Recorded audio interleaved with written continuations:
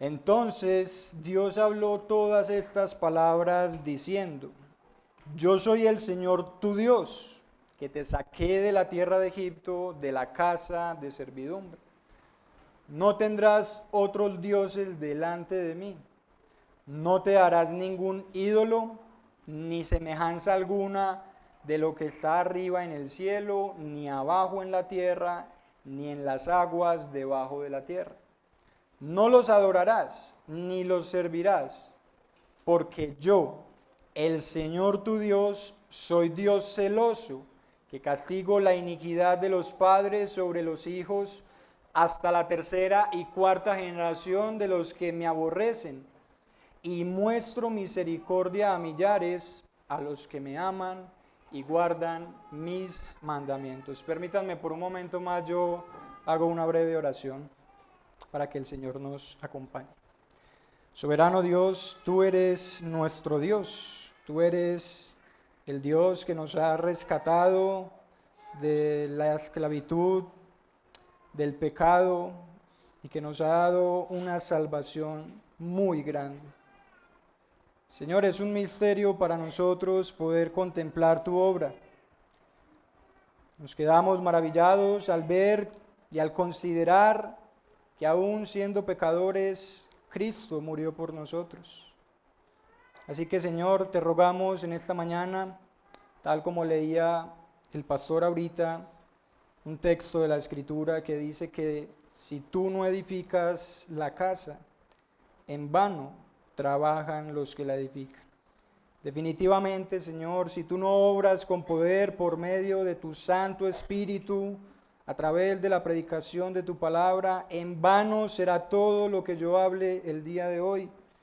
Te ruego de manera especial, Señor, a ti, que te ha placido utilizar a hombres imperfectos para predicar tu palabra perfecta y seguir perfeccionando a los hombres imperfectos. Que seas tú, Señor, obrando en nuestro corazón, abriendo nuestro entendimiento, nuestros oídos, y que podamos estar atentos a la enseñanza de tu palabra. Señor, que de esa manera nuestras vidas puedan seguir siendo transformadas de gloria en gloria, conforme a la imagen de tu Hijo. Todo esto te lo pedimos en su nombre. Amén. Bien, mis hermanos, el día de hoy vamos a estar retomando una serie que se comenzó ya hace un tiempo atrás sobre los 10 mandamientos. Creo que la mayoría estuvo cuando iniciamos esta serie, aunque veo algunas caras que nos visitan, que no han estado quizás en la iglesia. Así que quisiera, por el bien de todos, poner en contexto y retomar un poco acerca de la serie que hemos venido o que habíamos comenzado a predicar sobre los 10 mandamientos. Hablábamos inicialmente en el prólogo de la importancia que tienen los 10 mandamientos para la vida cristiana. Veíamos algunos peligros de no entender correctamente qué papel juega la ley de Dios, los 10 mandamientos, en nuestras vidas, ya que por un lado, algunos han considerado o han pensado que a través de la obediencia rigurosa a la ley o a los 10 mandamientos podrán recibir o ganarse el favor de Dios. Mientras que en el otro extremo también hay algunos que han pensado que la ley no tiene ninguna relevancia para un cristiano. Así que considerábamos y veíamos que es importante estudiar los 10 mandamientos, ya que ellos nos enseñan acerca del carácter santo de Dios, pero también son importantes para nuestra vida diaria, porque nos enseñan qué es lo que Dios quiere, cuál es la voluntad de Dios. Y al mismo tiempo nos señalan a Cristo y revelan que nosotros tenemos una necesidad permanente de ir a Cristo, quien cumplió la ley perfectamente por su pueblo. Así que inicialmente vimos un poco sobre esto, pero también nuestro hermano Samuel, predicando el primer mandamiento, nos enseñaba lo que exige o lo que se exige en el primer mandamiento, lo que prohíbe el primer mandamiento, nuestro corazón ante el primer mandamiento. Y básicamente veíamos en esa enseñanza que el primer mandamiento exige una devoción exclusiva a Dios, que debe ser el único objeto de nuestros deseos, de nuestros afectos y de nuestro servicio, de manera que nosotros como cristianos debemos guardar nuestro corazón de la idolatría y de las formas que ésta adopta en nuestras vidas. También quisiera recordarles, mis hermanos, que el contexto en el que se da la ley es el Éxodo. La ley fue dada por Dios mismo, fue proclamada por Dios mismo en medio del Éxodo. El pueblo de Israel había sido liberado de la esclavitud en Egipto y habían llegado al monte Sinaí a un encuentro con Dios, un encuentro dramático en el que allí en la montaña Moisés sube a hablar con Dios y Dios desciende en la nube por medio de truenos y habla directamente al pueblo, a tal punto que el pueblo se atemorizó y le dijo a Moisés: habla tú con él para que nosotros no muramos. De ese modo el contexto nos revela y el prólogo también nos deja ver que el contexto de la ley no es legalista, no es un mandamiento en sí, y hablábamos también que los 10 mandamientos no comienzan con un mandamiento, comienzan con puro evangelio. Yo soy el Señor tu Dios, que te saqué de la tierra de Egipto, redención. De manera que eso es importante tenerlo presente, ya que vamos a continuar entonces viendo hoy el segundo mandamiento. Y quisiera hacerles una pregunta. ¿Cómo piensas que es Dios? No respondan en voz alta, pero mediten en esta pregunta. ¿Qué concepto tienes acerca de Dios? ¿Cómo piensas que es Él? Bueno, en una de las novelas de una escritora llamada Lucy Montgomery, un grupo de niños vive una experiencia que ilustra de manera sorprendente la importancia de tener un concepto correcto de Dios. Resulta que un día uno de los niños llega emocionado a contarle a los demás que Jerry Cowan, otro niño, había visto una imagen de Dios en un viejo libro de historia universal que tenía en casa. Esta noticia causó una impresión profunda en los niños, hasta el punto que ellos quedaron sobrecogidos ante la idea de que alguien pudiera haber visto un retrato de Dios. Hablaron del tema en voz baja, expectantes y con mucha curiosidad, pero también con reverencia, como si estuvieran tratando algo sagrado. La curiosidad creció tanto en ellos que decidieron comprar la imagen al otro niño. Así que reunieron el dinero entre todos, que en aquel tiempo fueron 50 centavos, y era mucho. Así que sacrificando sus pocos recursos, ellos se esforzaron por comprar la imagen, ya que consideraban o pensaban que no se trataba de cualquier imagen, se trataba de una imagen de Dios mismo.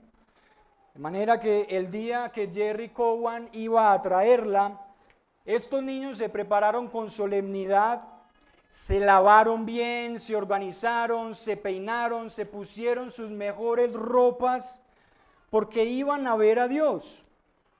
Así que ellos sentían que iban a contemplar algo santo. Incluso dos de los niños iban a discutir, pero una de las niñas les dijo: ¿cómo se atreven a pelear cuando van a mirar hoy una imagen de Dios?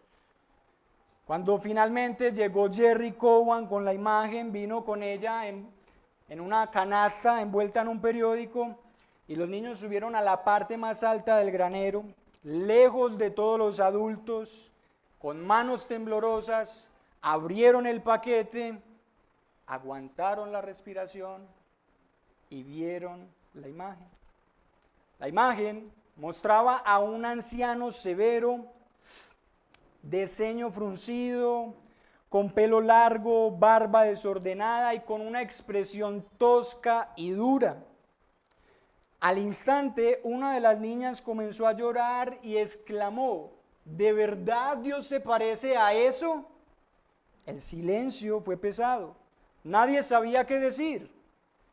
Pues La decepción fue profunda y algo oscuro se apoderó de ellos, porque la idea de que Dios era un ser enojado, distante, severo, que inspiraba terror más que amor, causó en ellos una impresión muy profunda. Y una niña por fin expresó lo que ninguno de los niños pudo expresar, y dijo: ojalá nunca hubiéramos visto esta imagen, pero ya era demasiado tarde. La imagen había quedado grabada en sus mentes y ellos, confundidos, decidieron preguntarle al ministro del pueblo acerca de la imagen, y fueron, le mostraron la imagen con timidez y le preguntaron: por favor, pastor, ¿de verdad Dios se parece a esto? El ministro miró la imagen con indignación y les dijo: no existe una imagen de Dios. Ningún ser humano sabe cómo se ve Dios, ni debería intentar ni siquiera imaginarlo, pero pueden estar seguros de que Dios es infinitamente más hermoso, más amoroso, más tierno y más bondadoso que cualquier cosa que podamos imaginar, les dijo el pastor, y luego les dijo que la quemaran. Los niños se sintieron un poco aliviados. Habían recuperado la esperanza de que Dios no era como la imagen que habían visto.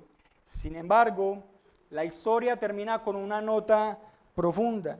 Aunque ellos quemaron la imagen, reconocieron que algo se había quedado marcado en sus corazones.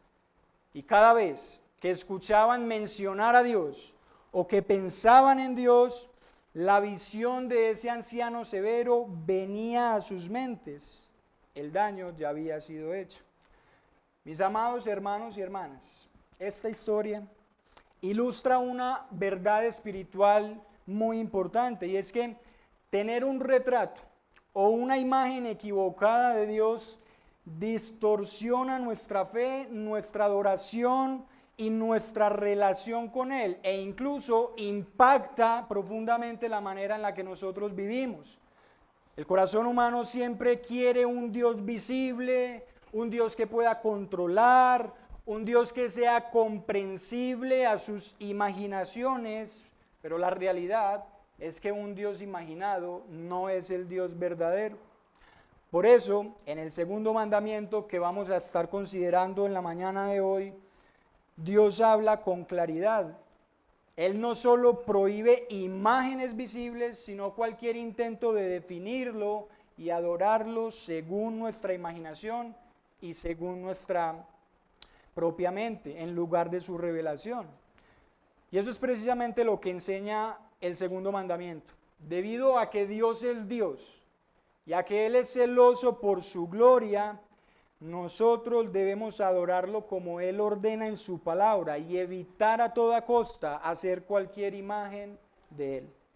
De ese modo, el segundo mandamiento nos confronta esa tentación universal a la que todos estamos expuestos. ¿Cuál es? Adorar a Dios de cualquier manera o fabricar un retrato o una imagen de Dios. Eso está impregnado en nuestro corazón. Es una tentación a la que estamos expuestos todos nosotros. Así que quisiera considerar con ustedes, y les invito para que leamos nuevamente Éxodo, pero vamos a leer entonces los versículos 4 al 6. Dice allí la escritura: no te harás ningún ídolo, ni ninguna semejanza o semejanza alguna de lo que está arriba en el cielo, ni abajo en la tierra, ni en las aguas debajo de la tierra. No los adorarás ni los servirás, porque yo, el Señor tu Dios, soy Dios celoso, que castigo la iniquidad de los padres sobre los hijos hasta la tercera y cuarta generación de los que me aborrecen, y muestro misericordia a millares, a los que me aman y guardan mis mandamientos. Mis hermanos, el texto nos presenta tres realidades que vamos a estar viendo en esta mañana. En primer lugar, consideremos la prohibición en el versículo 4. Es muy claro: no te harás ningún ídolo, ni ninguna semejanza de lo que está arriba en el cielo, ni abajo en la tierra, ni en las aguas debajo de la tierra. Y la primera parte del versículo 5, no los adorarás ni los servirás. El catecismo bautista, tanto el bautista como el de Westminster, dice en la pregunta 56, ¿qué se prohíbe en el segundo mandamiento? Y responde, el segundo mandamiento prohíbe adorar a Dios por medio de imágenes o de cualquier otro modo que no está establecido en su palabra. Y quiero que tengan esa respuesta ahí en mente. El segundo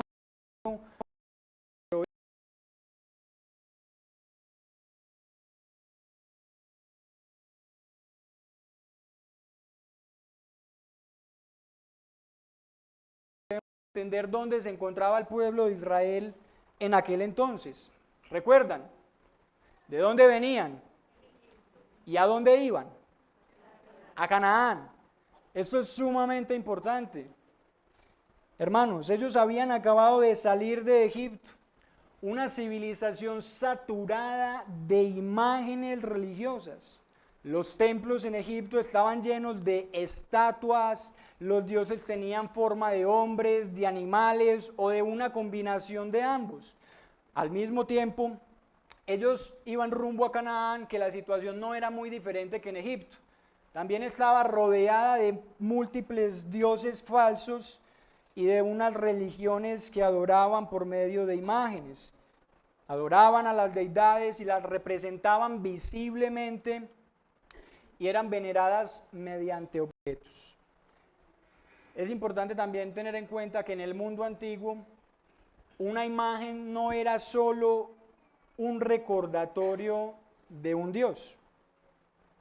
En la antigüedad, una imagen no era simplemente un recordatorio o un retrato de un Dios. No, era considerada una manifestación real de la presencia de ese Dios. Tener una imagen era, en cierto sentido, controlar a ese Dios. Y yo creo que no es muy diferente en nuestro contexto el día de hoy. Vivimos en un contexto que también es sincrético en su religión, es decir, adopta y ha adoptado múltiples prácticas de diferentes religiones, de diferentes lugares, y las practica. Tenemos el catolicismo romano, que es lo primero en lo que pensamos cuando meditamos en el tema de las imágenes, generalmente.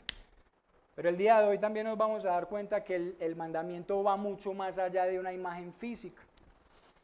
Así que en la antigüedad tener una imagen era de cierta manera controlar a la deidad. Y el día de hoy también es así. Muchas personas que tienen todas estas creencias piensan que al tener algún amuleto, cualquier objeto que represente alguna deidad, los va a proteger, les va a ir bien. Eso lo vemos mucho de pronto en los transportes públicos. El conductor que tiene su cosita allí colgada y cree que eso lo va a proteger de algún accidente, que lo va a proteger de todos los males. Y podríamos mencionar muchos ejemplos. Sin embargo, para Israel entonces, este mandamiento significaba algo profundamente contracultural. Es decir, lo que el Señor les estaba diciendo a través de este mandamiento es que ellos no podían adorarlo como las culturas paganas adoraban a sus dioses. Eso es lo que Dios les está diciendo. Ustedes no me pueden adorar como los demás pueblos paganos adoran a sus dioses.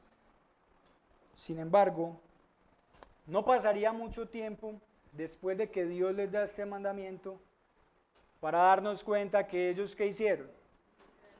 Hicieron un becerro de oro. Éxodo capítulo 32. Tengan en cuenta, mis hermanos, lo que les dije hace un momento. Ellos venían de Egipto y de hecho tengo que confesar que para sorpresa mía, estudiando este tema, me di cuenta que la Escritura declara en el libro de Josué, en el capítulo 24, que los israelitas, mientras estuvieron en Egipto, adoraban a esos dioses de Egipto. Dice textualmente la Escritura. Y ellos venían con esas prácticas. Imagínense el peso que tenían las palabras de Dios para ellos que estaban acostumbrados a adorar a esos dioses por medio de imágenes. Como muchos de nosotros que venimos del catolicismo romano, de hablarle a una estatua, a una imagen, seguramente para un israelita también fue similar. Y ellos llegan y fabrican un becerro de oro porque Moisés se demoró en el monte hablando con Dios y le dicen a Aarón, haznos dioses para que lo adoremos. ¿Y qué hace Aarón? Les fabrica su becerro. Lo interesante es que en Éxodo 32 Israel no dice, o más bien Aarón no le dice al pueblo, estos son tus dioses. No, o estos son otros dioses. Aarón le dice al pueblo de Israel en Éxodo capítulo 32 versículo 4, este es tu Dios, Israel, que te sacó de Egipto. Hermanos, y en el versículo 5, Aarón dice que ellos se prepararon cuando él terminó de hacer el becerro, ellos se prepararon y Aarón les hizo una proclamación diciendo, mañana haremos fiesta, ¿a quién? Al Señor, no a los dioses de Egipto. Noten lo que está pasando en el texto. Ellos no estaban adorando las deidades de Egipto. Ellos estaban adorando al Dios verdadero a través de una imagen falsa. Y eso es idolatría. Ellos no estaban abandonando al Señor por otra deidad. Estaban representándolo de una manera que Él no había autorizado. Y es idolatría, mis hermanos, porque ahorita cantábamos y en todas las canciones veíamos de alguna manera el carácter de Dios. Cantamos acerca del carácter de Dios. Y cuando cantábamos Contempla a Dios, es muy bonito pensar en esas preguntas y cantar ese tipo de preguntas. ¿Quién le dio consejo al Señor? ¿Quién le puede añadir sabiduría al Señor? Él es incomprensible y de esa manera una imagen no puede representar a Dios, porque Él es mucho más grande que cualquier cosa creada. Y una imagen siempre reduce, una imagen pretende controlar y distorsiona a Dios. Deuteronomio capítulo 4 versículo 15 dice lo siguiente, así que tengan mucho cuidado, ya que no vieron ninguna figura el día que el Señor les habló en Horeb en medio del fuego. Solo se oyó la voz de Dios. El pueblo de Israel no vio ninguna figura, sino que solamente escuchó la voz de Dios. Y esto es un principio interesante, porque lo que nos está dejando ver la Escritura es que Dios no quería que ellos le obedecieran o lo conocieran por medio de imágenes, sino por medio de su palabra. En otras palabras, Dios quería que su pueblo lo reconociera o lo conociera por la revelación verbal y no por una revelación visual. Aunque allí en el Sinaí hubo una teofanía, es decir, una manifestación de Dios, una manifestación visible de Dios, no era una figura en sí misma la que ellos vieron, era una manifestación visible de Dios. Y en la Escritura siempre vemos eso. Pero, mis hermanos, el pasaje es muy claro y el contexto también nos deja ver que es sumamente importante porque Dios está diciendo, yo no quiero que ustedes me adoren como los demás pueblos adoran a sus dioses. Y esto también marca una diferencia fundamental entre el Dios verdadero y los dioses falsos que adoran los paganos. ¿Saben por qué? El Éxodo nos deja ver también que por medio de las plagas Dios le demostró a Faraón que Él es el Dios verdadero y que todos los dioses que Egipto adoraba eran nada. Cada una de las plagas, de las 10 plagas que Dios trajo sobre Egipto, atacaban directamente una deidad que ellos adoraban.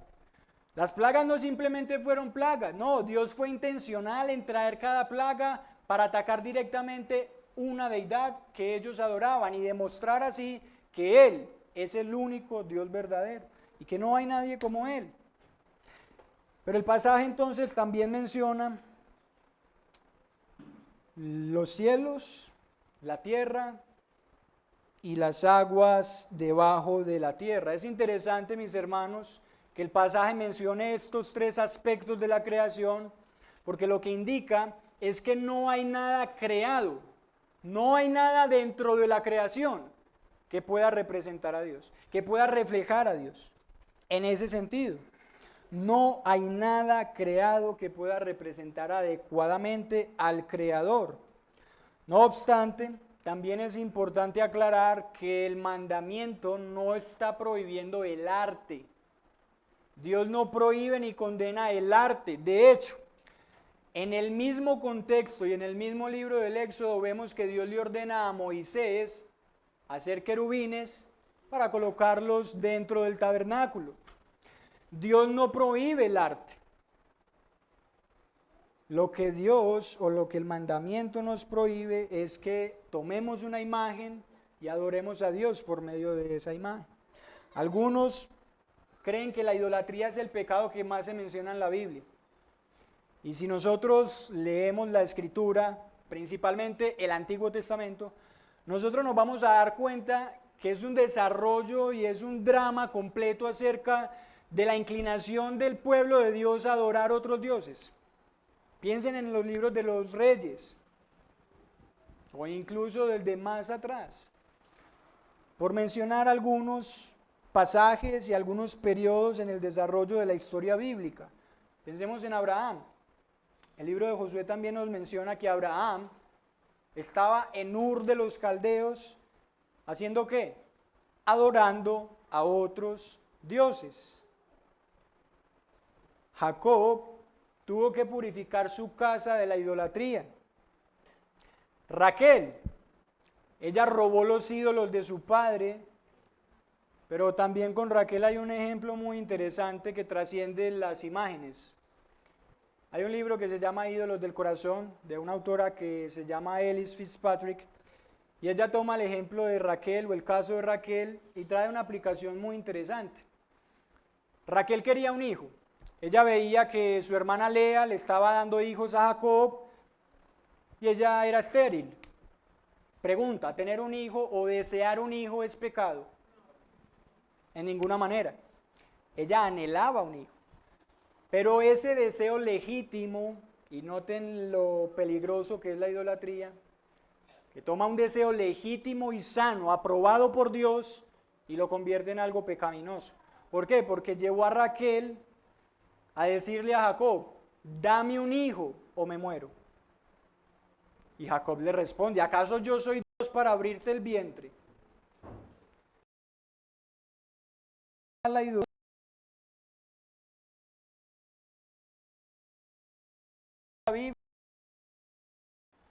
¿Qué terminó haciendo?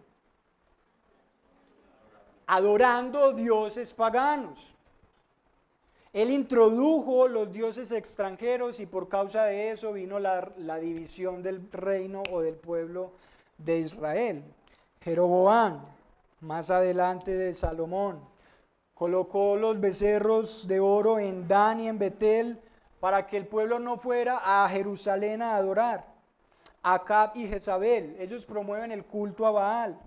Y así podríamos ver a lo largo de toda la Escritura. ¿Cuál era el llamado continuo de los profetas? Al pueblo, que se volvieran de los ídolos a Dios. Noten, mis hermanos, lo presente que está el concepto y no solo el concepto, el pecado de la idolatría. Y déjenme preguntarles, ¿es importante tener un concepto correcto acerca de Dios? Es demasiado importante.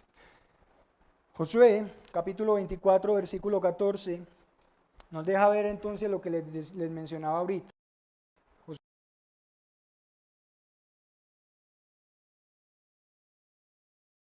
Quiten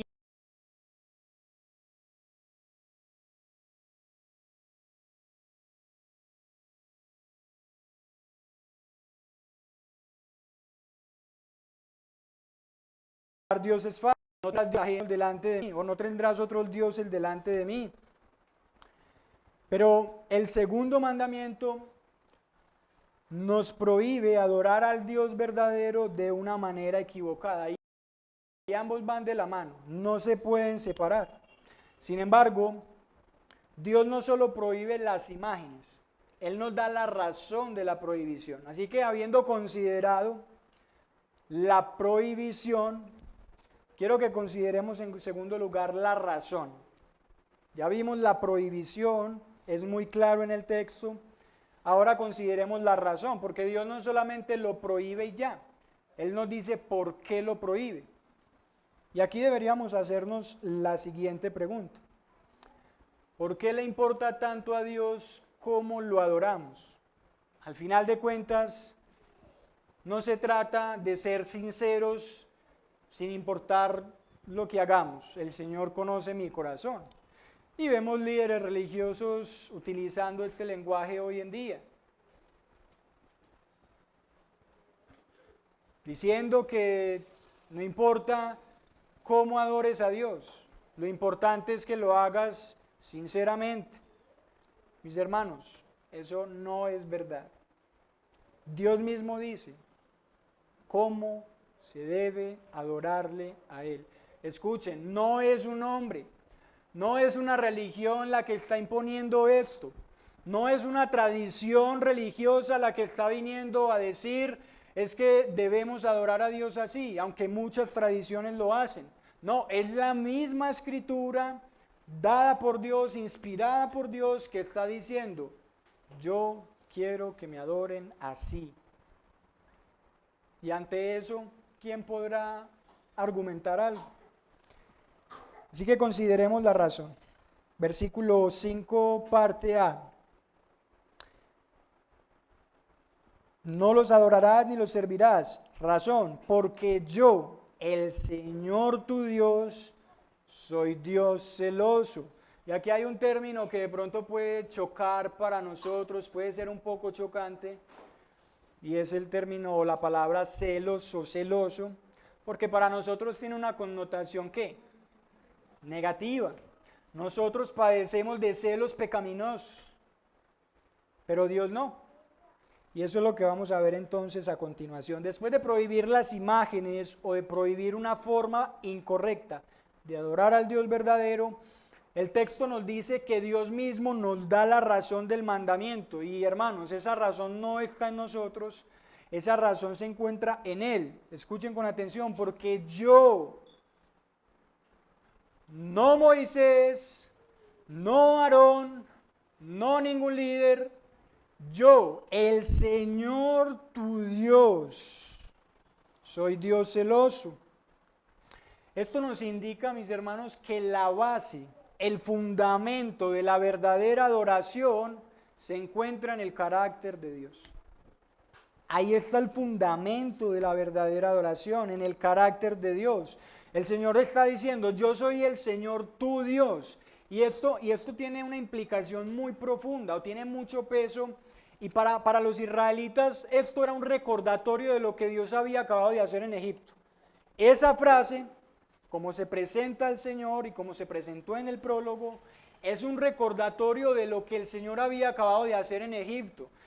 En numerosas ocasiones en el libro del Éxodo y cuando ellos están en Egipto y vienen las plagas, el Señor utiliza esta frase.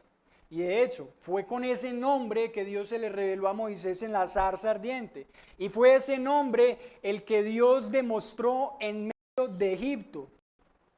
¿Qué le decía Dios a Faraón una y otra vez? Para que entiendas que yo soy el Señor.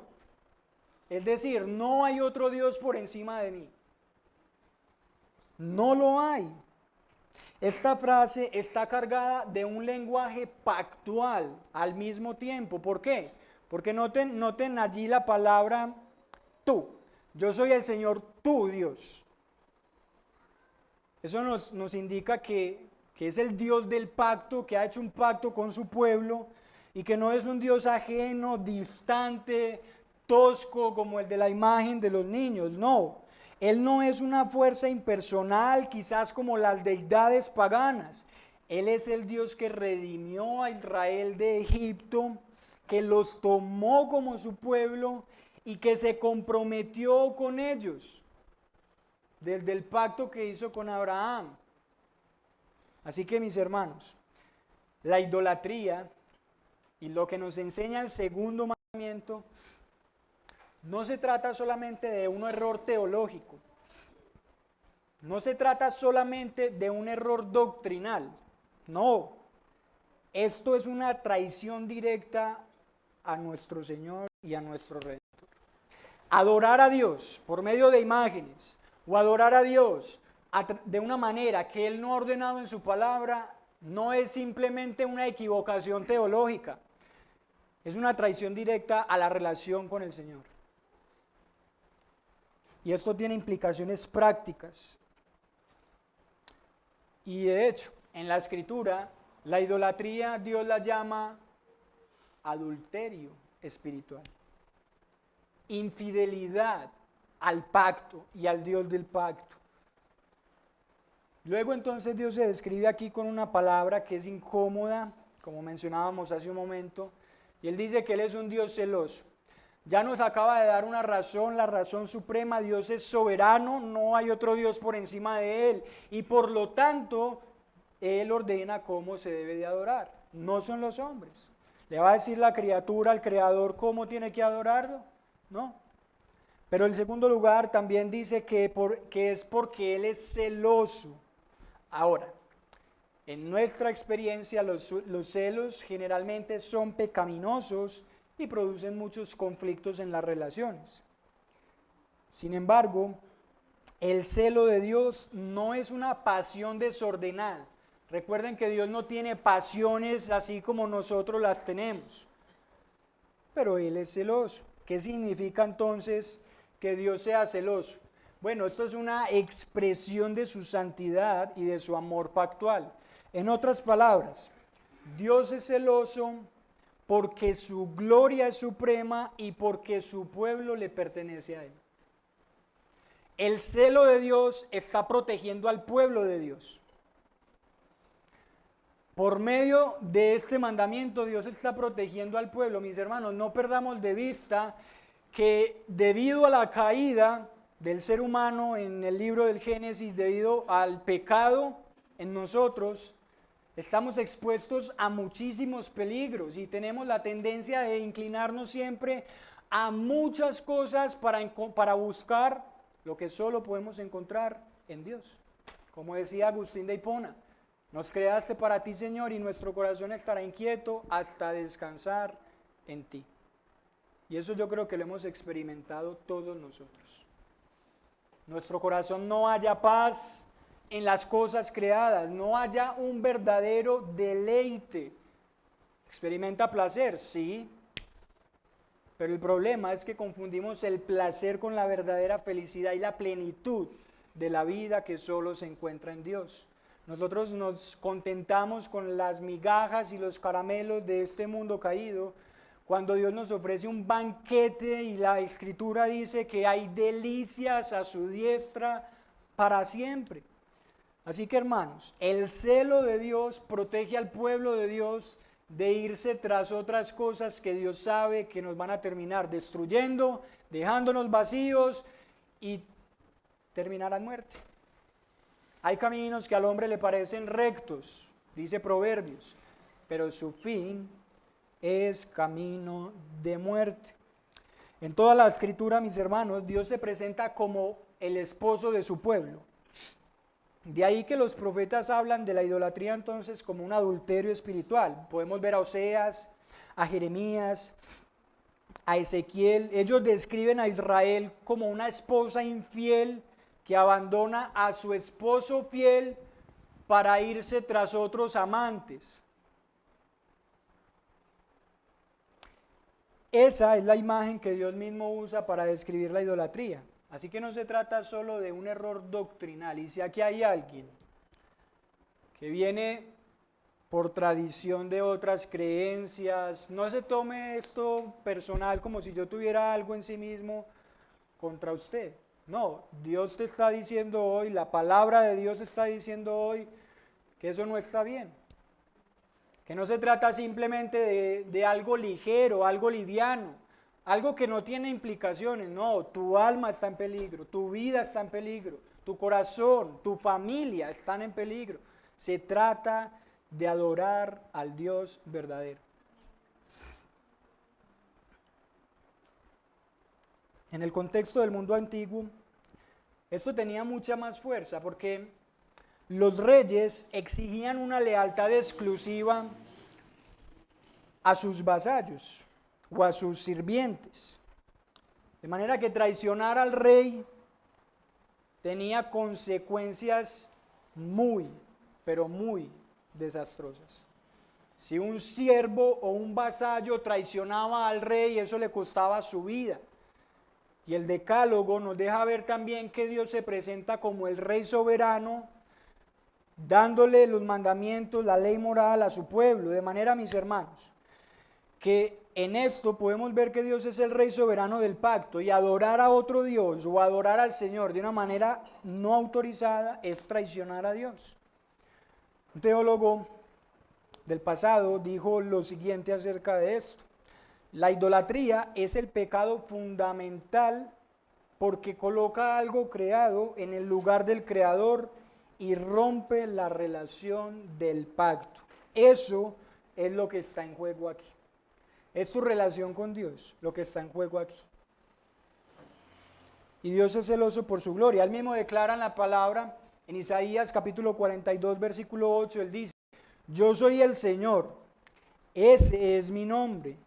Mi gloria no daré a otro, ni mi alabanza a imágenes talladas.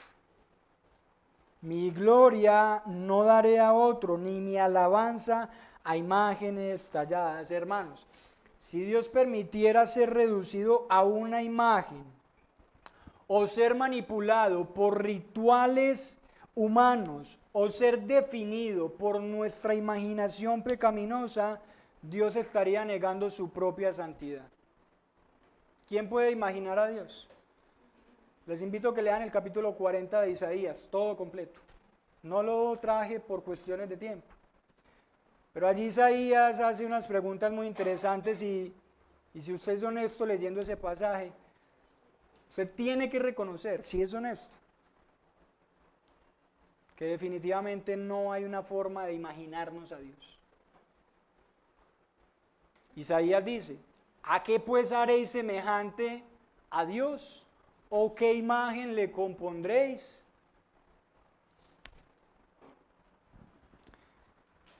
Dios no va a negar su propia santidad, mis hermanos. Juan Calvino decía: Dios no puede ser adorado correctamente si no se le adora conforme a su palabra, porque cualquier otra forma de adoración que esté fuera de lo que Él ha ordenado en su palabra fabrica un Dios falso. Entonces es interesante notar la relación entre el primer y el segundo mandamiento. Ya dijimos que el primer mandamiento nos prohíbe tener otros dioses aparte del Dios verdadero, y que el segundo mandamiento nos prohíbe adorar al Dios verdadero de formas equivocadas. Pero también es interesante notar que cuando adoramos al Dios verdadero de formas equivocadas, terminamos distorsionando la imagen del Dios verdadero, lo cual implica adorar un Dios falso. Así que el celo de Dios no es solo por su gloria, también es por nuestro bien. Y esto también quiero que lo tengan muy presente, porque pudiera alguien decir: entonces Dios es egoísta, Dios solamente está pensando en sí mismo. Y ante eso me gustaría decir lo que respondería Jonathan Edwards. Jonathan Edwards decía que la gloria de Dios es el bien supremo de todo el universo, y que preocuparse por su gloria es lo más santo y amoroso que Dios puede hacer por su universo.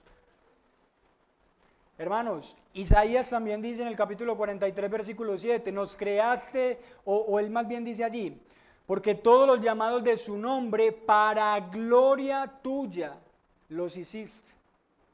Dios nos creó para su gloria, y si nos creó para su gloria, solamente viviendo para esa gloria y a la luz de esa gloria es que vamos a encontrar el verdadero propósito de la vida. Algo que trasciende a lo que podamos experimentar en este mundo caído. Cuando Dios se presenta entonces como celoso, lo hace como un esposo que protege a su esposa de aquello que la destruiría. Y le pregunto a los esposos aquí, ¿ustedes acaso no protegerían a su esposa frente a un peligro que puedan ver? Si alguien piensa que no o dice que no, pues tiene que revisar si sí ama a su esposa. ¿Cuánto más Dios por su pueblo? ¿Cuánto más va a proteger Dios a su pueblo de aquello que lo destruye? Mis hermanos, nosotros tenemos una lucha que es muy profunda. Nosotros creemos que todo lo que deseamos nos va a traer un bien, pero no siempre es así. Y Dios muchas veces nos protege de aquello que consideramos que nos va a traer bien, pero que terminará destruyéndonos. Jeremías dice en el capítulo 2, versículo 13, porque dos males ha hecho mi pueblo, me han abandonado a mí, fuente de aguas vivas, y han cavado para sí cisternas agrietadas que no retienen el agua. ¿Ustedes creen que Dios pierde algo cuando el ser humano no lo adora o cuando el ser humano lo abandona? No. Dios no pierde nada. Él sigue siendo glorioso. Él sigue siendo poderoso. Él sigue siendo fiel. Él sigue siendo suficiente en sí mismo. Pero nosotros sí lo perdemos todo. Si pensamos entonces que esto es solamente un problema antiguo, debemos examinar nuestro corazón. Quizás hoy los ídolos que ocupan el corazón en nuestro contexto o en nuestra iglesia no sean imágenes, no sean estatuas, aunque hay muchas personas que adoran imágenes. Puede que sean más bien el dinero, el éxito, la prosperidad, incluso el ministerio. Para nosotros y para los que sirven en la congregación, el ministerio puede convertirse en un ídolo. Puede convertirse en un ídolo. La reputación, la familia, la política, la seguridad personal, y ahí pudiéramos agregar todo lo que quisiéramos. Incluso podemos fabricar un Dios terapéutico, un Dios que podamos manejar, un Dios que nunca confronte y que siempre afirme lo mejor. R.C. Sproul decía con relación a esto que no es suficiente creer en Dios. Debemos creer en el Dios verdadero tal como Él se ha revelado. Dice Sproul, un Dios editado es un ídolo respetable. Así que hermanos, la razón de esa prohibición se encuentra en Dios mismo. Y hemos visto entonces a la luz del pasaje que esa razón se encuentra en la soberanía de Dios y en el celo de Dios, y Dios es el que ordena cómo se le debe de adorar. Ahora consideremos las consecuencias rápidamente. Versículo 5 parte B y el versículo 6. Que castigo la iniquidad de los padres sobre los hijos hasta la tercera y cuarta generación de los que me aborrecen, y muestro misericordia a millares, a los que me aman y guardan mis mandamientos. Después de la prohibición y la razón, el texto entonces nos muestra que esto es un asunto serio. La idolatría no es un pecado menor, tiene consecuencias. Tiene consecuencias que son reales, profundas y que son duraderas. Pero el texto también nos muestra una esperanza. Noten, hermanos, que hay una parte del versículo que tristemente ha sido muy mal interpretada cuando dice que castiga la iniquidad de los padres sobre los hijos. ¿Cuántos hemos escuchado sobre las maldiciones generacionales y todo eso? Y muchas veces llegamos a vivir pensando que éramos de cierta manera porque heredamos una maldición generacional. O, bueno, le poníamos un misterio a todo este asunto. Pero Dios no castiga injustamente a hijos inocentes por pecados ajenos. De hecho, el contexto bíblico nos muestra que se trata de patrones de pecados que se transmiten dentro de la comunidad y dentro del pacto. En el Antiguo Testamento los hijos aprendían la fe o la idolatría de sus padres. La idolatría, mis hermanos, crea estructuras, crea hábitos, crea culturas y corazones que moldean a las generaciones futuras. Así que cuando los padres rechazan a Dios, de cierta manera ellos están enseñando a sus hijos también a rechazar a Dios. Eso es lo que nos está también enseñando el texto. Esto es una descripción de la realidad trágica del pecado que se produce y se hereda en patrones de vida. Pero el Antiguo Testamento también nos deja ver que cada persona es responsable por su propio pecado. Noten lo que dice Deuteronomio 24:16. Los padres no morirán por los hijos, ni los hijos morirán por sus padres. Cada uno morirá por su propio pecado. Ezequiel también menciona esto. Entonces, Dios no condena mecánicamente a un hijo por el pecado de su padre, pero lo que sí hace es que Él permite las consecuencias, o que Él permite que las consecuencias del pecado se extiendan cuando el pecado se lleva a cabo. Hermanos, el énfasis de esta parte o de este versículo es que el pecado tiene consecuencias en la familia. El pecado no se queda en una sola persona. La idolatría no afecta solamente a la persona idólatra, afecta a familias, iglesias y generaciones.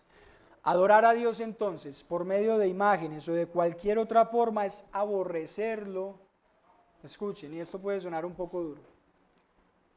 Aún cuando la persona está bien intencionada y profesa amar a Dios. Noten lo siguiente rápidamente. El texto dice que Él castiga la iniquidad de los padres sobre los hijos hasta la tercera y cuarta generación de los que me aborrecen. Pregunta, a la luz del texto, ¿quiénes son los que aborrecen a Dios? Los que hacen imágenes y los que adoran a Dios equivocadamente. Entonces, cuando una persona está adorando a Dios de una forma que Él no ha ordenado, ¿qué es lo que le está diciendo a Dios? A mí no me importa lo que tú hayas dicho de cómo te debemos de adorar. Yo te quiero adorar de esta manera y punto. Eso es lo que una persona idólatra le está diciendo a Dios. Entonces noten, hermanos, la importancia y las consecuencias que puede traer esto. Pero el texto termina también con una esperanza, y es que el énfasis no está en la severidad, sino en la gracia. Versículo 6. Muestro misericordia a millares, a los que me aman y guardan mis mandamientos. Esto nos muestra el mismo corazón de Dios. Él castiga a los que lo aborrecen, pero se deleita en bendecir a los que aman. Y noten la proporción. En el castigo menciona la tercera y cuarta generación. En la misericordia dice que es a millares. Dios se deleita en perdonar. Amar a Dios entonces significa guardar sus mandamientos. Y mis hermanos, como se me fue el tiempo y no me di cuenta, vamos a ir concluyendo, porque si no podríamos seguir mucho tiempo acá. Hoy tenemos Santa Cena y no quiero llevarlos a ustedes a pecar, pensando cuándo irá a terminar este hermano que ya vi allí los platos de la cena y tengo una citica pendiente ahorita. Así que, hermanos, el segundo mandamiento no es solo una regla antigua contra estatuas paganas. Nos enseña sobre el carácter santo de Dios y sobre la forma en cómo debemos adorarlo. Él es celoso por su gloria, porque su gloria es el bien supremo del universo.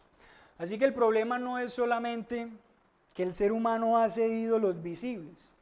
El problema radica en que queremos acomodar a Dios a nuestra conveniencia, reducirlo a algo que podamos controlar, que sea cómodo y que podamos predecir. Pero el Dios vivo y verdadero se rehúsa completamente a ser domesticado por el hombre. Él se ha revelado en su palabra y es Él quien establece cómo debe ser adorado. Dios es quien define quién es Él. No somos ni tú ni yo. Así que no adoremos a Dios conforme a nuestra imaginación.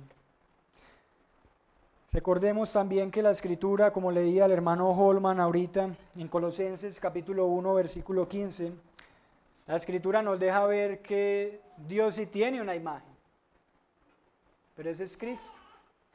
Colosenses capítulo 1, versículo 15 dice que Cristo es la imagen del Dios invisible. Y Hebreos también dice que Él es el resplandor de su gloria, y escuchen, y la expresión exacta de su naturaleza. Y Cristo también nos enseña cómo adorar verdaderamente a Dios, en espíritu y en verdad. Hermanos, todo ser humano es un adorador. Si hay alguien aquí sin Cristo, si hay alguien aquí que vino a acompañar a un familiar o que no conoce a Dios, déjame decirte que tú también eres un adorador, por naturaleza. Eso está en nuestro ADN, por decirlo de alguna manera. Y la Biblia enseña que nadie es neutral ante esta realidad. Todos adoramos algo. Y todo lo quiero reducir a lo siguiente. O adoras al Creador o adoras algo creado. No hay un punto intermedio. O adoras al Creador o adoras algo creado. Ten presente entonces que Dios te hace un llamado hoy. Y Él te está llamando a abandonar esos ídolos que te prometen vida, pero que te terminan destruyendo, que te terminan esclavizando. No tenemos que seguir luchando por imaginar a Dios. Él ya se ha revelado en Cristo. Escuchen lo que dijo Jesús a Felipe en Juan 14:8. Felipe le dijo: Señor, muéstranos al Padre y nos basta. Y Jesús le dijo: tanto tiempo he estado con ustedes y todavía no me conoces, Felipe. El que me ha visto a mí, ha visto al Padre. Abandonemos esos ídolos, mis hermanos. Esos ídolos que dominan nuestro corazón. Y así como Raquel le decía a Jacob: dame un hijo o me muero, quiero que hoy te vayas reflexionando en la siguiente pregunta. ¿Qué es lo que tu corazón clama diciendo: dame esto o me muero? ¿Qué es lo que tú piensas que tienes que tener para poder vivir plenamente? Recuerda